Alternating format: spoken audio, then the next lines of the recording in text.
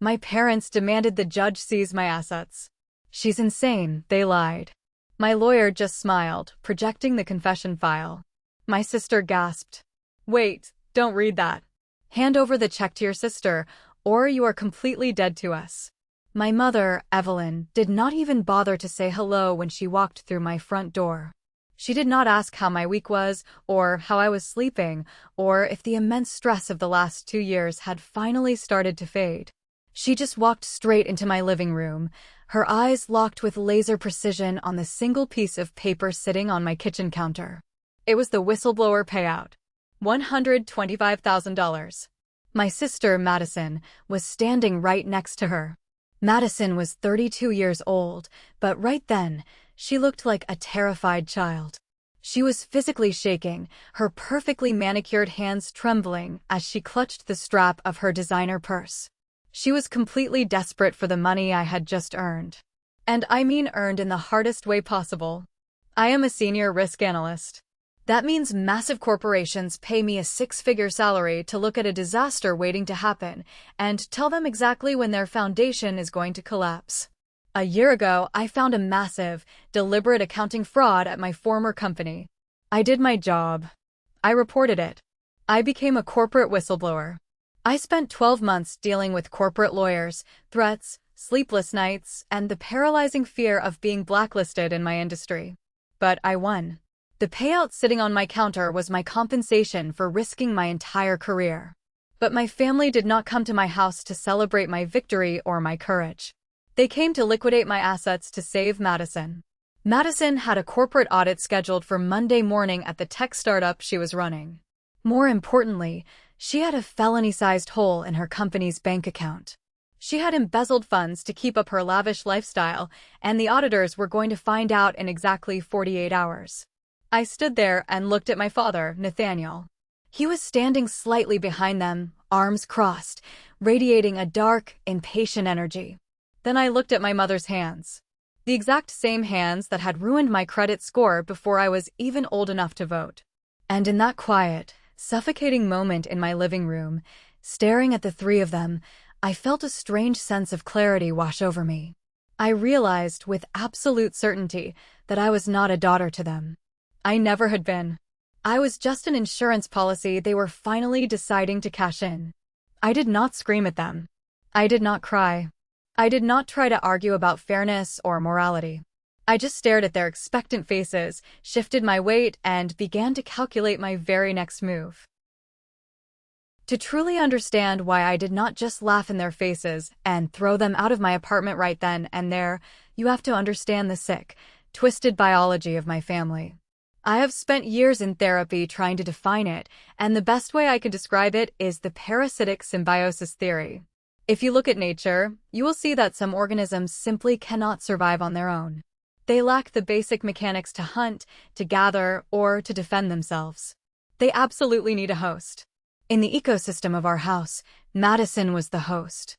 She was the beautiful, shining face that the world was supposed to see.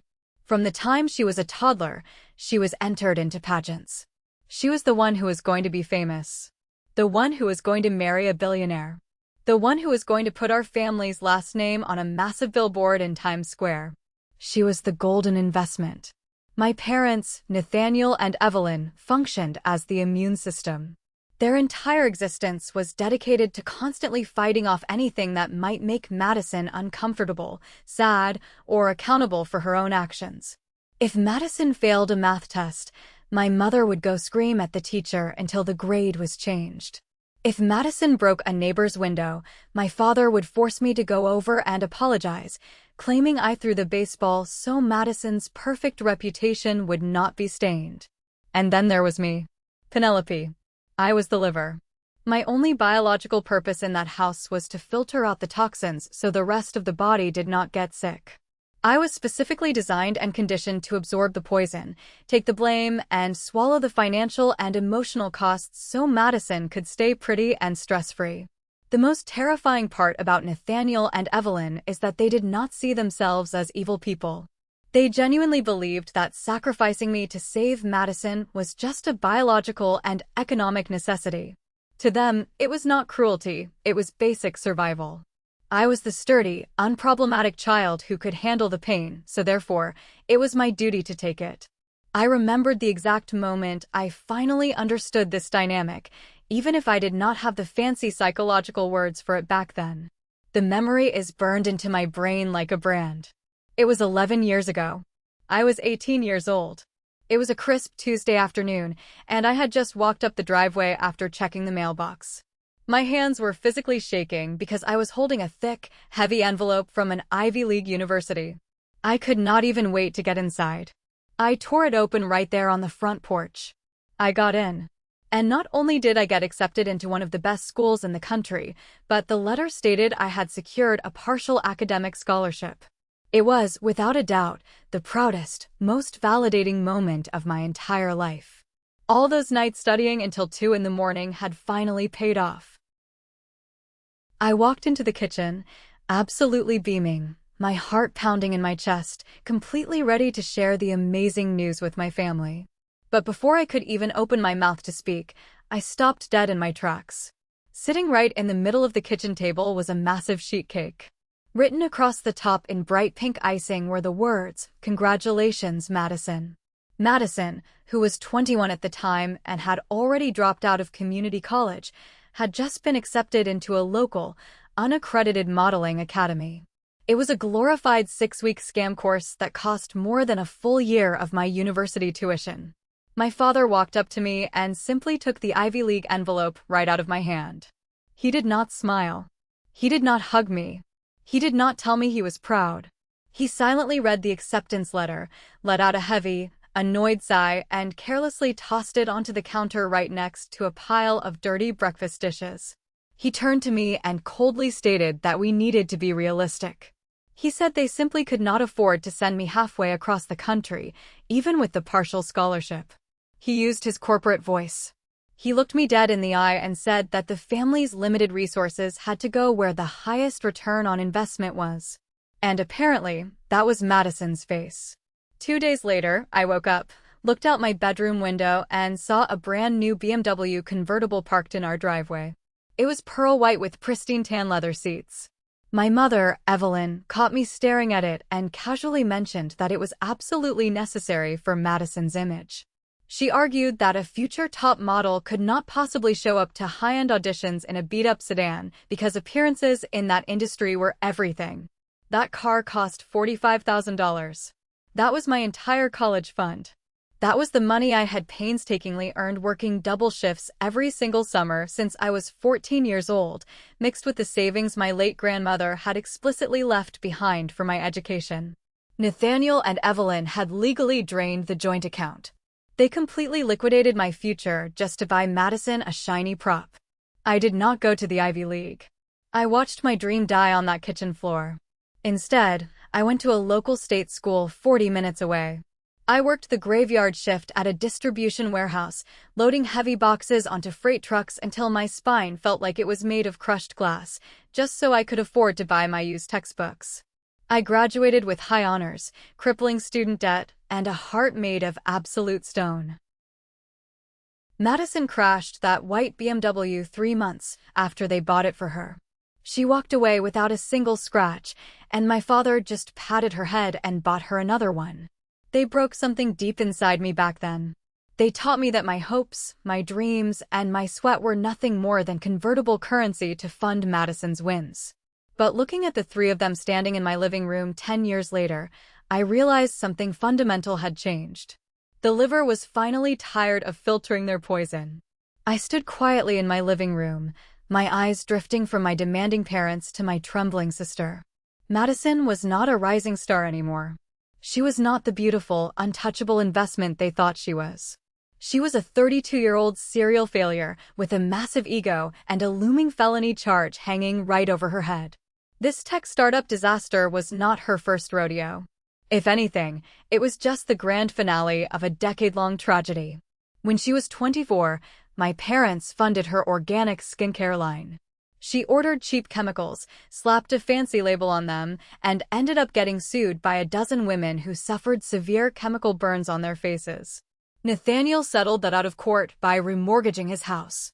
When she was 27, She opened a luxury dog clothing boutique downtown. She spent $50,000 on marble floors for the store and completely forgot to actually buy inventory. It folded in 6 months. Now, she was playing the role of a tech CEO. And once again, she had flown too close to the sun. Madison wiped a dramatic tear from her cheek, using a perfect, practiced motion she probably learned in that scam modeling class. She looked at me with wide, innocent eyes and told me she just needed a bridge loan. She swore on her life that she would pay me back every single penny right after her company secured its next round of venture capital funding. It was a lie. And I did not just suspect it was a lie, I knew it was a mathematical impossibility. Because I am a risk analyst, and I never enter a room blind. Exactly 1 hour before they showed up at my door, I had run a comprehensive, deep-dive background check on Madison's credit history. Her financial profile was a bloodbath. She had 4 different credit cards completely maxed out to the limit. Her credit score was hovering in the deep 400s. She had 2 outstanding personal loans in default. There was no next round of funding. Investors had pulled out weeks ago. She was drowning in the middle of the ocean, and she wanted to stand on my head just so she could take one more breath of air. I shifted my gaze to my father. He was tapping his leather shoe against my hardwood floor, clearly impatient. He was just waiting for me to do my designated job, filter this massive problem away, and hand over the money so he could go back to his comfortable life. He honestly thought he was looking at the exact same submissive daughter he had bullied, manipulated, and robbed for 3 decades. He did not realize he was looking at a seasoned professional who had just decided it was time to permanently liquidate a toxic liability. I knew exactly what I needed to do. If I fought back right now, if I screamed or told them to leave, they would just dig their claws in deeper. They would harass me, camp outside my job, or find some other way to ruin my peace. I needed to give them exactly what they came for: total submission. I initiated the act. I let my shoulders dramatically slump forward. It was a highly calculated physical collapse, mimicking the exact posture of the defeated, beaten-down daughter they were so used to seeing. I slowly put my face in my hands and let out a long, shaky, pathetic breath. I needed them to firmly believe that I was emotionally breaking under their pressure, not secretly plotting their absolute destruction. "Okay," I whispered, my voice intentionally cracking just a little bit. "Okay, I will do it. I will give you the money. I cannot sit back and let you go to federal prison, Madison." The heavy, suffocating tension in the living room snapped instantly, like a thick steel wire being cut. My mother, Evelyn, let out a massive, theatrical sigh, practically deflating with immense relief as she sank onto my sofa. My father leaned back, his stiff shoulders relaxing. A smug, victorious smile crept onto his face. It was the exact expression of a harsh manager who had just successfully disciplined an unruly, disobedient employee. Order had been restored to his universe. The liver was doing its job. Madison stopped her nervous pacing.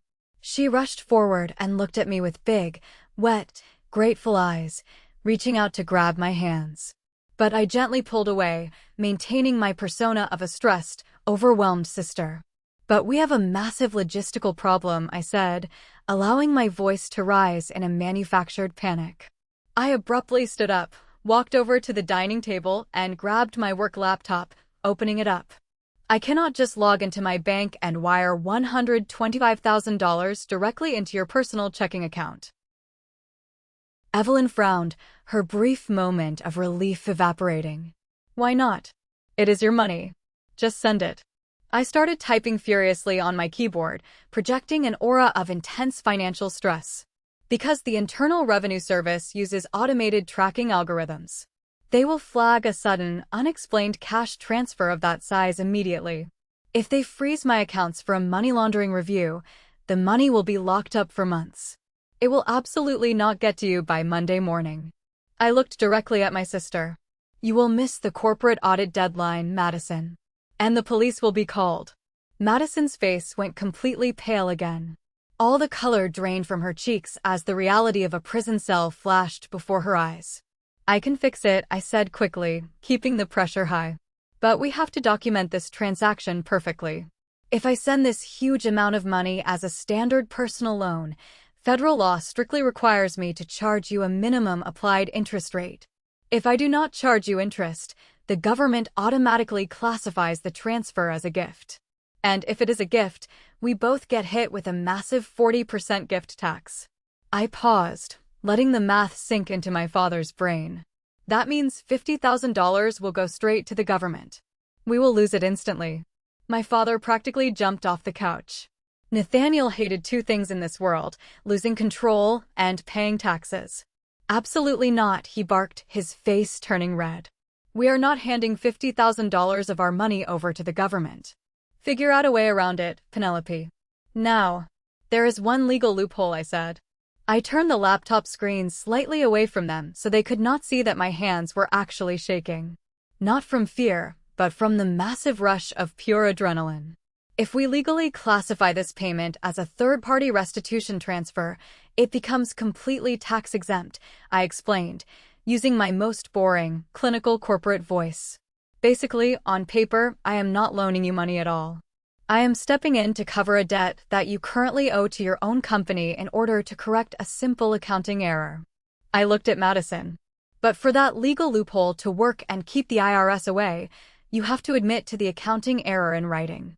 You have to verify that the withdrawal you made from your company accounts was, let us call it, inadvertent.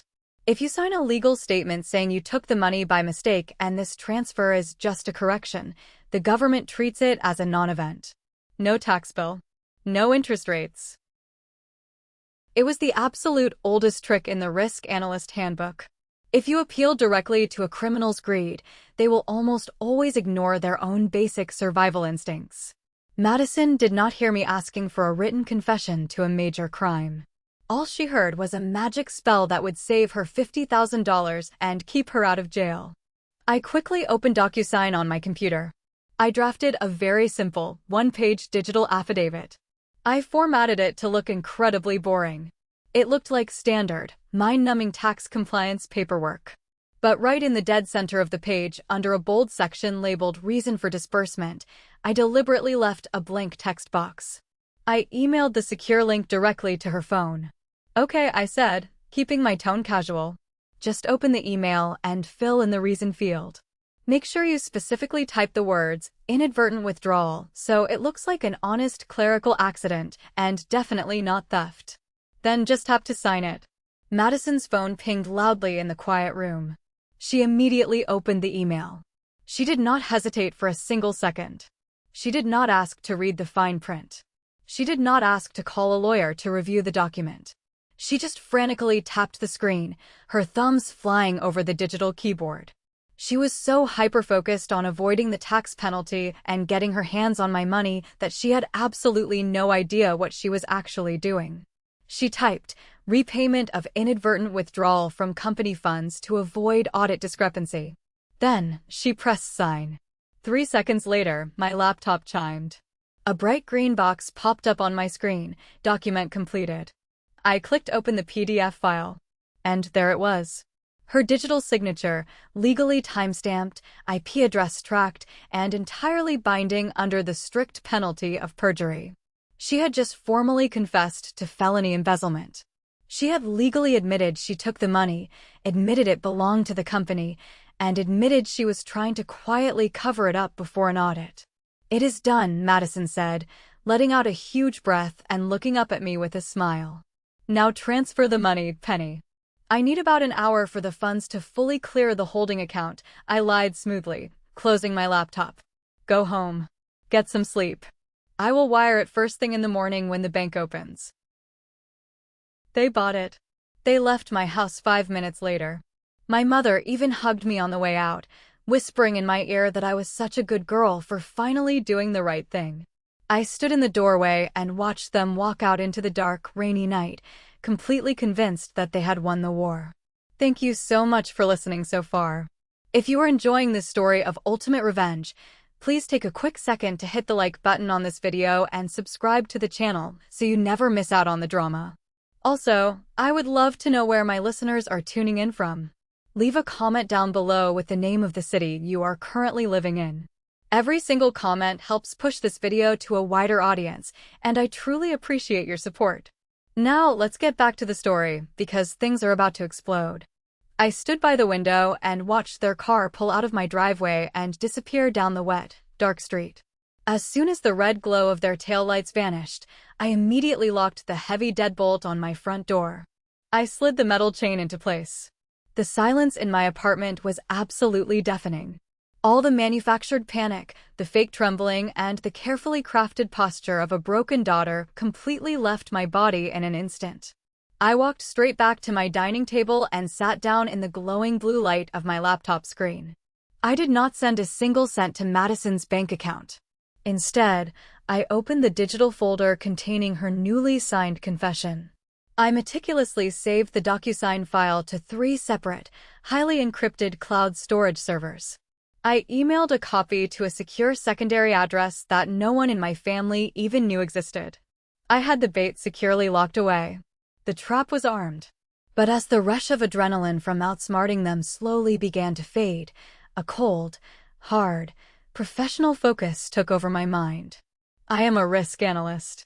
My entire career is built on the fundamental principle that if there is one glaring vulnerability in a system, there are almost certainly dozens of others hidden deep beneath the surface. My family had just confidently waltzed into my home and brazenly attempted to extort $125,000 from me. They did it with a practiced, terrifying ease. It was not clumsy. It was a well-oiled routine. Sitting there in the dark, I realized that if they were comfortable enough to try and casually liquidate my current assets to save Madison, I needed to know the full, unfiltered extent of the historical damage they might have already caused. I needed to do a comprehensive forensic audit of my own existence. I realized that for the past decade, I had been so hyper-focused on surviving, building my career, and keeping them at arm's length that I had never actually looked back to see what kind of mess they had left in my wake. It was time to dig up the graves. I pulled up a secure internet browser and navigated directly to the annual credit report portals. Everyone is legally entitled to pull their comprehensive files from the 3 major credit bureaus once a year. Most people do it to check their score before buying a car or a house. I usually just glanced at the summary number, saw that it was excellent, and closed the window. But tonight, I was not looking for a summary. I requested the full, itemized, multi-page historical archives from all 3 bureaus. I needed to see every single inquiry, every authorized user, and every closed account connected to my social security number since the day I turned 18. I paid the extra processing fees to get the detailed PDF reports generated instantly. I downloaded the files, opened the first one, took a deep breath, and began to scroll. I started scrolling through the dense, boring financial data. I scrolled past the historical records of my student loans, carefully noting every single grueling payment I had made while working night shifts at the warehouse. I scrolled past the car payments for my modest, reliable sedan. I scrolled past my current, perfectly managed credit cards. Everything looked completely normal. Everything looked exactly like the financial profile of a responsible, 29-year-old corporate professional. And then I stopped. My finger hovered over the trackpad. My breath caught in the back of my throat. Right there, buried deep in the middle of the second report under the active accounts section, were 3 massive credit card accounts that I had absolutely never seen before in my entire life. The first one was a premium gold rewards card. The file showed it was opened exactly 11 years ago. I was only 19 years old at the time, still eating cheap instant noodles in a freezing college dorm room. The second account was a platinum travel card, opened when I was 22 and barely making minimum wage at my first entry-level corporate job. The third and final card was a high-limit retail store card, opened a mere 6 months ago. I stared at the screen, my eyes tracing the lines of data. I looked at the listed mailing addresses for these 3 phantom accounts. The statements were not being sent to my apartment. They were being routed directly to my parents' home address. I looked at the names on the accounts. I was listed as the primary account holder. Evelyn and Nathaniel were listed as authorized secondary users. My heart started pounding against my ribs like a sledgehammer. I clicked into the detailed balance summaries for all 3 cards. I pulled up my desktop calculator and started typing in the numbers. The gold card had an outstanding balance of $18,000. The travel card was maxed out at $22,000. The retail card had $5,000 sitting on it. I hit the equal key. The total outstanding debt sitting legally under my name, attached permanently to my social security number, was exactly $45,000. My parents had not just stolen my college tuition fund all those years ago. That was just the beginning. For an entire decade, they had been secretly wearing my excellent credit score like a stolen luxury coat. They had forged my signature, intercepted the physical mail so I would never see a single paper statement, and quietly lived a lavish lifestyle that they absolutely could not afford, completely funding it on the back of my future. The sheer audacity of it was paralyzing. The betrayal was so deep, so fundamentally violating, that it went far beyond the boundaries of toxic parenting. This was not a family disagreement. This was a massive, calculated financial crime. The initial shock quickly morphed into a profound, clinical disgust. I began downloading the individual monthly statements for those 3 fraudulent credit cards, tracing the timeline of their spending over the last 10 years. As I read line after line of charges, I began to painstakingly connect the financial data to my own painful memories. It was like reading a twisted diary of my family's life, written entirely in stolen money. I found a charge for $3,000 at a luxury beachfront resort in Miami, Florida. The date on the transaction was from 7 years ago. I specifically remembered that week. I remembered it because I had called my mother, Evelyn, crying because my heat had been shut off in my terrible off-campus apartment, and I asked if I could borrow $50 for a space heater. She had coldly told me that money was tight and I needed to learn how to be an independent adult. While I was shivering in 2 sweaters, they were drinking overpriced cocktails by a heated pool, and I was unknowingly paying the bill. I kept scrolling. I found thousands of dollars in charges at high-end designer boutiques. Bags, shoes, dresses. The dates lined up perfectly with Madison's birthdays, Madison's failed business launch parties, and Madison's endless stream of social events. Every single extravagant gift Nathaniel and Evelyn had ever proudly handed to their golden child had been secretly financed by the very daughter they treated like garbage. They were not just emotional parasites. They were federal identity thieves. In the eyes of the law, what they had done crossed a massive, unforgiving line. Forging a signature to open a line of credit is identity theft. Using the internet and the postal service to maintain those fraudulent accounts and hide the statements constitutes federal wire fraud and federal mail fraud. These were not civil matters. These were serious felonies carrying mandatory minimum prison sentences. I did not cry. I think I was entirely out of tears for these people. Instead, I connected my laptop to my home printer. I hit print on every single statement, every single balance summary, and every single proof of address. The printer whirred to life, spitting out page after page of undeniable, physical evidence. I took the stack of warm papers, placed them into a thick manila folder, and set it right next to the DocuSign confession Madison had signed an hour ago. I had built a complete, bulletproof dossier of their destruction. I sat back in my chair, staring at the folder. The liver was not just tired of filtering the poison anymore. The liver was about to shut down the entire host body. Suddenly, the dark room was illuminated by aggressive flashes of red and blue light reflecting off my living room walls. The harsh, sweeping colors cut through the shadows of my apartment. I stood up and walked over to the front window, pulling the blinds back just a fraction of an inch. 2 large police cruisers were screeching to a halt right at my curb. 4 officers stepped out, slamming their heavy doors, their hands already resting cautiously on their duty belts. At that exact second, my cell phone buzzed violently on the table. It was a text message from my father, Nathaniel. It read, "We are doing this for your own good, Penelope. You need serious help." I stared at the text message, and the reality of their ruthless strategy hit me like a freight train. They had called 911. They were not going to wait until the morning for my bank to open. They knew I was smart, and they probably realized that giving me an entire night to think about handing over $125,000 was a massive risk. So, They decided to go for the absolute nuclear option.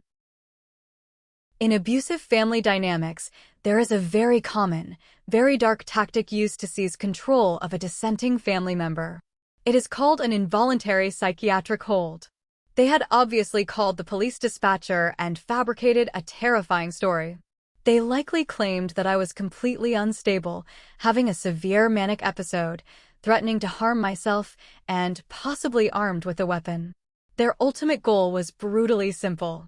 If they could get the police to kick my door down and drag me out of my own house in handcuffs, kicking and screaming about being betrayed, I would look exactly like the crazy, hysterical woman they described on the phone. The hospital would legally be forced to hold me for a mandatory 72-hour psychiatric evaluation. And while I was locked away in a sterile white room without my phone, Nathaniel would march straight into a judge's chambers the very next morning.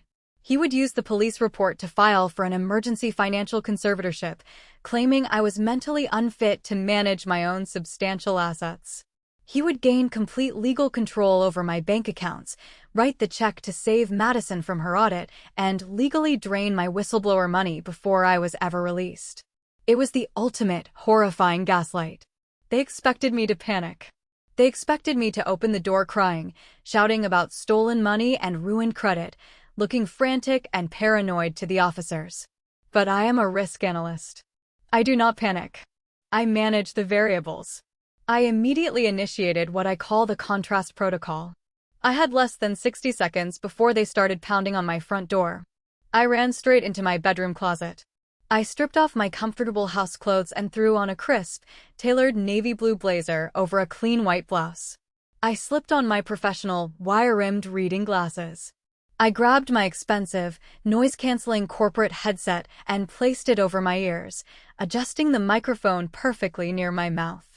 I ran back to the dining table, opened my laptop, and quickly started a private Zoom meeting with only myself in the room.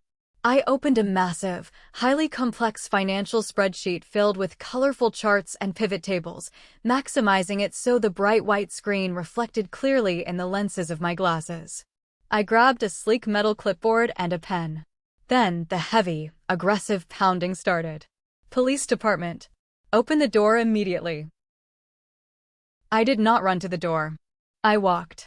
I walked with the slow, annoyed, deliberate pace of a busy executive who was being rudely interrupted during a critical task. I unlocked the deadbolt, unlatched the chain, and pulled the door open while looking down at my clipboard, speaking authoritatively into my headset microphone. Look, the risk mitigation coefficients on that Asian market portfolio are completely off, I said, projecting a calm, commanding business voice. We need to restructure the short-term debt before Q3, or we are going to bleed capital. I casually looked up from the clipboard, feigning mild surprise at the 4 armed officers standing on my porch, ready to tackle a maniac. I tapped my headset, holding up one finger to the imaginary Zoom call, and looked at the lead officer with an expression of polite annoyance. Officers? Can I help you? I am right in the middle of a major conference call with our Tokyo office. The police officers completely froze. The tension in their shoulders vanished. They looked at me. A perfectly calm, well-dressed, corporate professional standing in a spotless, quiet apartment, casually discussing international finance. Then the lead officer looked over his shoulder toward the wet lawn near the street. My mother, Evelyn, was standing there in the rain, sobbing theatrically into my father's shoulder. Madison was pacing back and forth, screaming at the top of her lungs that I had a weapon and was going to hurt myself. The visual and psychological contrast was incredibly violent. Inside the house was a composed, elite professional. Outside the house was a chaotic, screaming, unhinged circus. "Ma'am," the older officer said, his hand slowly moving completely away from his duty belt. "We received a highly distressing emergency call from your parents stating there was a suicidal individual in this residence with a dangerous weapon." "A weapon?" I let out a short, incredulous, almost tired laugh. "Officer, the absolute only weapon I have in this house is a quarterly earnings report." I lowered my voice, adopting a tone of embarrassed confidentiality. "My family is currently struggling with massive financial debt. My sister is facing legal trouble. I firmly refuse to give them a six-figure personal loan tonight. I assume this highly dramatic display is their retaliation. I stepped back slightly, gesturing with my pen, inviting them to look past me. The apartment was pristine. Soft jazz was playing quietly from a speaker. A cup of herbal tea was still lightly steaming on the kitchen counter. The officer looked back at my parents, who were now aggressively yelling at the neighbors who had come out onto their porches. He shook his head in absolute disgust. He pulled out his notepad. "I sincerely apologize for the disturbance, ma'am. We will clear this as a completely false report. Have a good evening." "Thank you," I said politely. "Please ask them to leave my property immediately." I closed the door, locked it, and watched through the blinds. The officers walked down the driveway and sternly confronted my parents. I saw my father's face turn bright purple with rage. I saw Madison stomp her foot like a toddler. The police pointed down the street, clearly telling them to leave the premises immediately or face criminal arrest for the misuse of emergency 911 services. They got into their car and drove away, utterly defeated. I stood by the window until the police cruisers finally turned off my street, leaving the neighborhood in total darkness again. My hands were incredibly steady. I did not feel fear. I did not feel sadness. I felt the cold, sharp precision of a surgeon holding a scalpel. I picked up my cell phone, scrolled past my father's threatening text messages, and dialed a number I had saved in my contacts exactly 3 years ago. It rang twice. "Mr. Harrison," I said calmly when the line connected. "Penelope," his voice replied. It sounded like gravel scraping against shark skin. Mr. Harrison was not a friendly family attorney. He was a ruthless, high-end corporate litigator who specialized in hostile takeovers and financial destruction. I had retained him on retainer years ago for this exact inevitable moment. The contrast protocol worked, I told him. They tried to swap me with a fake psychiatric hold to force a conservatorship. The police chased them off. "Excellent," Mr. Harrison said, completely unfazed. "Are we finally ready to move to the execution phase?" "Yes," I said, staring at the thick manila folder of stolen credit card statements on my table. "I need you to verify the dates on the hidden LLC filing." I heard the sound of a heavy file opening on his end of the line. "I am looking at the public records right now," Mr. Harrison stated. "Through our anonymous shell company, you purchased the delinquent property tax lien certificate on your parents' primary residence exactly 3 years ago yesterday." I let out a long, slow breath. It felt like I had been holding that breath inside my lungs since I was an 18-year-old girl staring at a white BMW.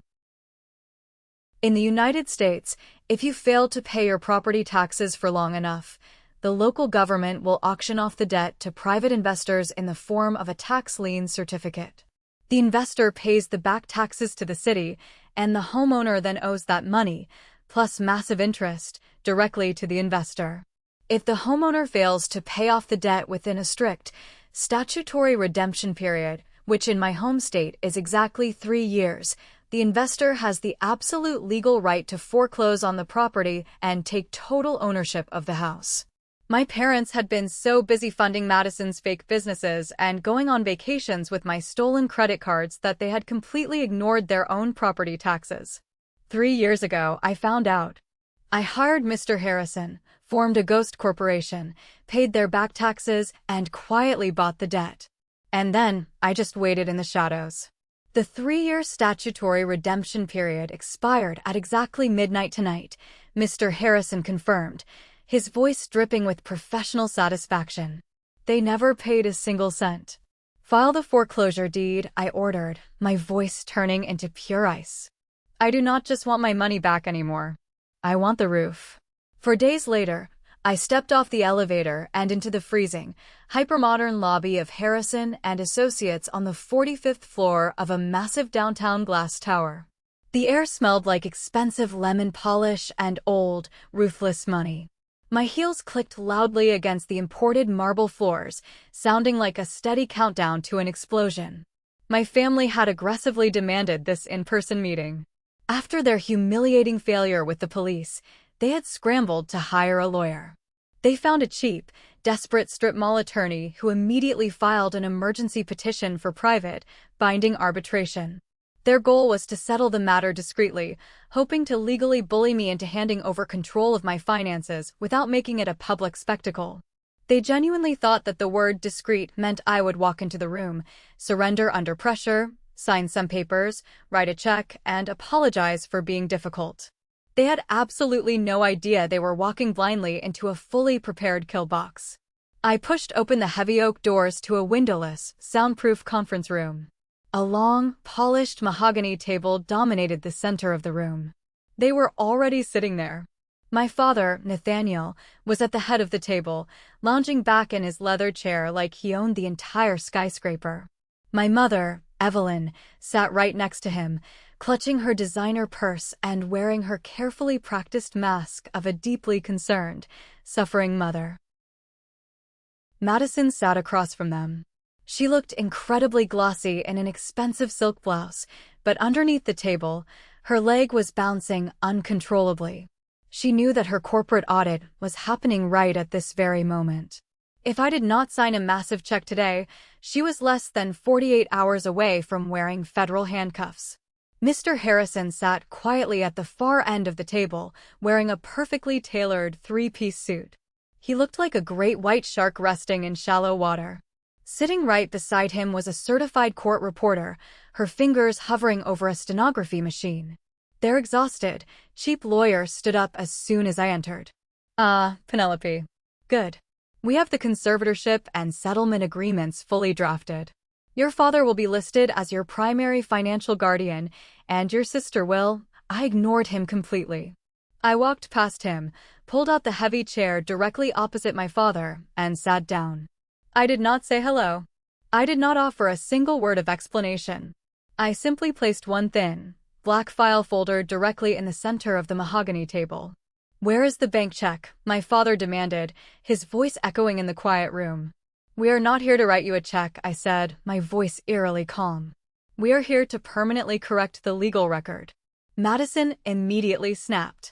She started talking incredibly fast, telling the room that I was completely unstable, that I had a history of making things up, and that I had essentially called the police on myself the other night to cause a scene. Evelyn dabbed a perfectly dry eye with a tissue, aggressively insisting to the lawyers that they only wanted to manage my money to protect me from my own chaotic mind. Mr. Harrison held up one hand. The room fell dead silent. I must remind everyone, he said, his voice carrying immense weight, that everything said in this room is being documented by the court reporter. It is strictly under oath and on the permanent legal record. Proceed. They did not even flinch. They were so confident in their lies. The court reporter formally asked for names and statements. Madison gave her smooth, practiced pitch. She swore under oath that I had struggled with delusional episodes for years. She swore that I had willingly promised her the $125,000 specifically for her business expansion, but then became erratic and tried to ruin her company. My father nodded aggressively, adding that I frequently imagined financial slights and that they needed to immediately stabilize my assets before I harmed myself or the family. Click, click, click. The stenographer's machine etched every single lie into the permanent, legally binding record. It was textbook perjury. And it was exactly as I had planned. When Madison finally finished swearing that the money was an innocent business loan that I had wrongfully withheld, Mr. Harrison pressed a small button on his desk. The large projector screen mounted on the wall behind him instantly lit up. Exhibit A, Mr. Harrison announced softly. Projected onto the massive screen was the DocuSign affidavit. Mr. Harrison had highlighted a specific section in bright, glowing yellow. He cleared his throat and read aloud. Reason for disbursement: repayment of inadvertent withdrawal from company funds to avoid audit discrepancy. The temperature in the room seemed to drop 10 degrees. Madison stopped breathing. Every single drop of color drained from her face, leaving her looking like a terrified ghost.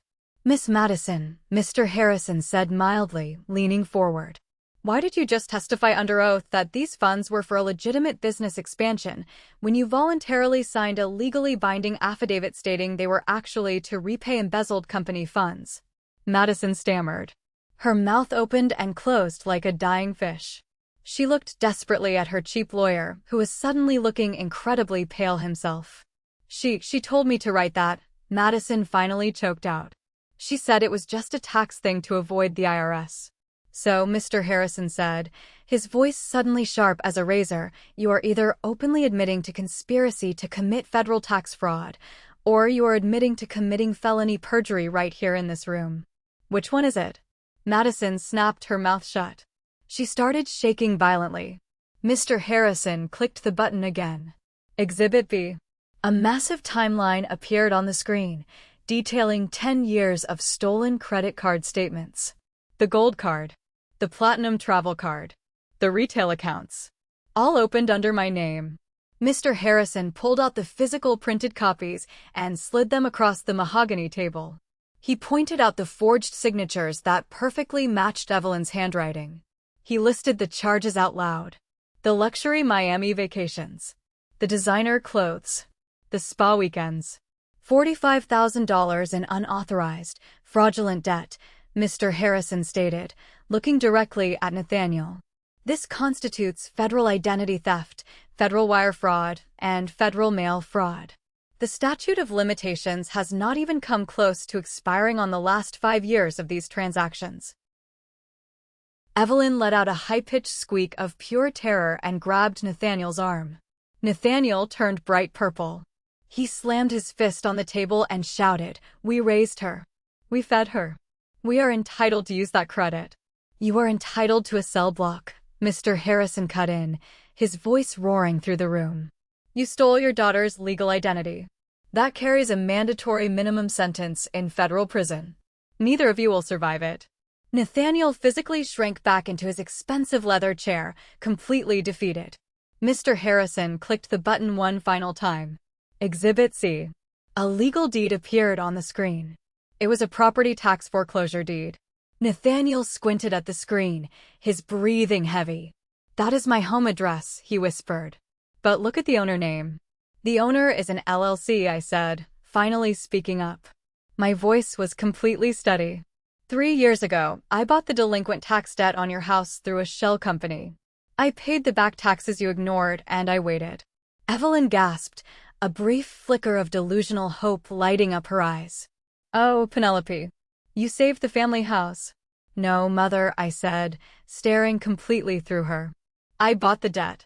State law dictates a 3-year redemption period for you to pay me back. You never paid it. The clock expired yesterday at exactly midnight." I leaned forward, resting my arms on the mahogany table. "I did not pay your mortgage, Dad. I foreclosed on the lien. I own the roof over your heads right now. You are currently trespassing in my house." Absolute chaos erupted in the soundproof room. My father lunged forward over the table, his face twisted in rage. Madison desperately reached for the laptop, crying hysterically, as if physically breaking the projector screen could somehow rewind time and break the truth. Evelyn began wailing loudly, screaming about family loyalty and forgiveness. And, through all of it, the court reporter just kept typing. Click, click, click. Capturing every single threat, every single slip of the tongue, and every piece of their destruction. "Sit down," Mr. Harrison roared, his voice hitting them like a physical wall. They froze. They looked at the shark in the suit, then looked at the cold, unmoving daughter across the table. They slowly sank back into their chairs, looking incredibly small, old, and terrified. Mr. Harrison smoothly slid a thick stack of final legal documents across the polished table, along with a heavy black pen. "This is a formal confession of judgment," I said, pointing firmly to the signature lines. "And a voluntary, permanent restraining order." I locked eyes with Nathaniel. "Here are my final terms. You legally admit to the $45,000 in identity theft debt, transferring it entirely to yourselves. You completely vacate the house, my house, within 7 days. And you agree to a permanent no-contact order. If any of you ever come within 500 feet of me, my property, or my workplace, you go straight to jail. And if we refuse to sign?" Madison whispered, her voice completely broken. "Then I push one button and I email Exhibit A directly to the district attorney handling your corporate audit," I said, my finger hovering over the keyboard. "And Mr. Harrison hands Exhibit B over to the FBI field office downstairs.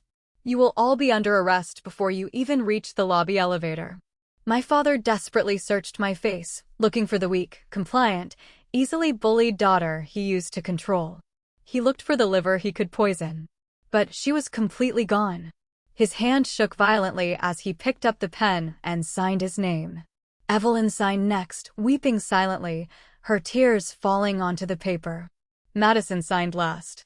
She stared blankly at the mahogany table as her entire fraudulent future dissolved right into the wet ink. I stood up, gathered the executed documents into my black folder, and walked out of the conference room without looking back. When I pushed through the revolving doors of the glass tower and stepped onto the busy sidewalk, I breathed in the cold city air. It felt like the very first real oxygen I had allowed myself to breathe in 29 years. The aftermath was incredibly swift. I completely blocked all of their phone numbers before I even reached my parked car. Madison was permanently fired from her tech company the very next afternoon after I anonymously forwarded a copy of the audit discrepancies to her board of directors. She avoided prison by paying back the stolen money using my parents' drained retirement funds, but she became completely unhireable in the corporate world. Nathaniel and Evelyn were forced to pack up their lives and move into a small, cheap rental apartment 2 towns over. 3 months later, I listed the house on the market and sold it for a massive profit. I used that money to permanently pay off the fraudulent credit card debt they had strapped me with, completely clearing my name. With my whistleblower payout and the real estate profits safely secured in my accounts, I packed my bags, left the state, and moved to a brand new city where absolutely nobody knows my last name or my family's history. I am completely alone now, but for the first time in my life, I am not lonely. I wake up every single morning in a beautiful house that I own, with an immaculate credit score that belongs only to me, living a peaceful life that nobody can ever liquidate. Have you ever had to become the absolute villain in their story just to survive and find peace in yours? Am I completely wrong for taking their family home, or did they get exactly the brutal reality check they deserved? Tell me your final verdict in the comments below. Thank you so much for watching this story until the very end. If you haven't subscribed to the channel yet, please hit that subscribe button and turn on the notification bell so you never miss another crazy story. And if you are listening to this from somewhere you feel stuck right now, drop the current time it is there in the comments below. I want to see how far this story travels and how many people it reaches. Stay strong, protect your peace, and I will see you in the next one.